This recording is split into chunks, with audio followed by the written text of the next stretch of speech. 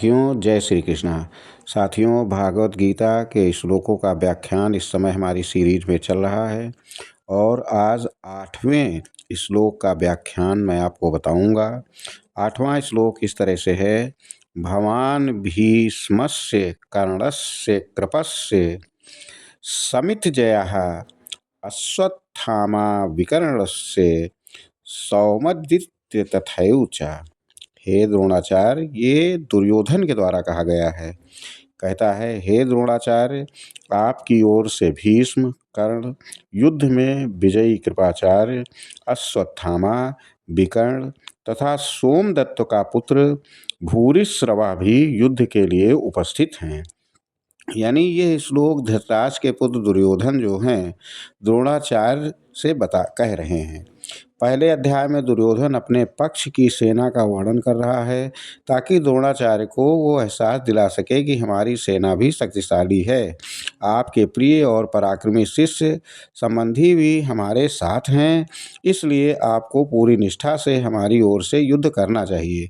यानी ये सिर्फ परिचय नहीं बल्कि मनोवैज्ञानिक दबाव और रणनीतिक भाषण है दुर्योधन का। भगवान का तात्पर्य यहाँ पे है आप यानी द्रोणाचार्य जी, भीष्म मतलब भीष्म पितामह, कर्ण मतलब अंगराज कर्ण, कृपा कृपाचार्य, समितजयः युद्ध में विजय पाने वाले, अश्वत्थामा द्रोणाचार्य के पुत्र, विकर्ण मतलब दुर्योधन का भाई, कौरवों में सबसे अधिक न्यायप्रिय, और सोमदत्ति यानी सोमदत्त का पुत्र भूरिश्रवा तथैव च मतलब तथा अन्य भी। भावार्थ इसका ये है कि बाहरी तौर पर वो आत्मविश्वास दिखा रहा है, लेकिन बार बार अपने योद्धाओं की सूची गिनाना दर्शाता है कि वो भीतर से डरा हुआ है। यदि पूरा विश्वास होता तो वो इतनी सफाई देने की ज़रूरत नहीं पड़ती। द्रोणाचार्य पर भावनात्मक दबाव है ये उसका। द्रोणाचार्य के हृदय में अर्जुन के लिए विशेष स्नेह है, इसलिए वो कहता है आप भी हमारे साथ हैं। साथ ही उनके पुत्र अश्वत्थामा का नाम लेकर उन्हें भावनात्मक रूप से बांधने की कोशिश करता है। यह राजनीति है, धर्म नहीं है साथियों।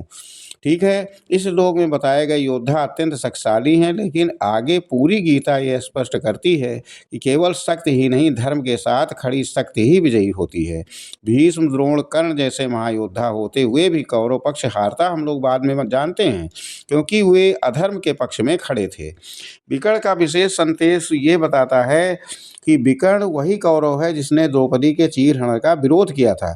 उसका नाम यहाँ लेना ये दिखाता है कि कौरव पक्ष में भी कुछ लोग धर्म को जानते थे, लेकिन बहुमत और सत्ता के दबाव में वे निर्णायक भूमिका नहीं निभा सके। ठीक है साथियों, तो ये जीवन दर्शन है साथियों। उम्मीद करते पसंद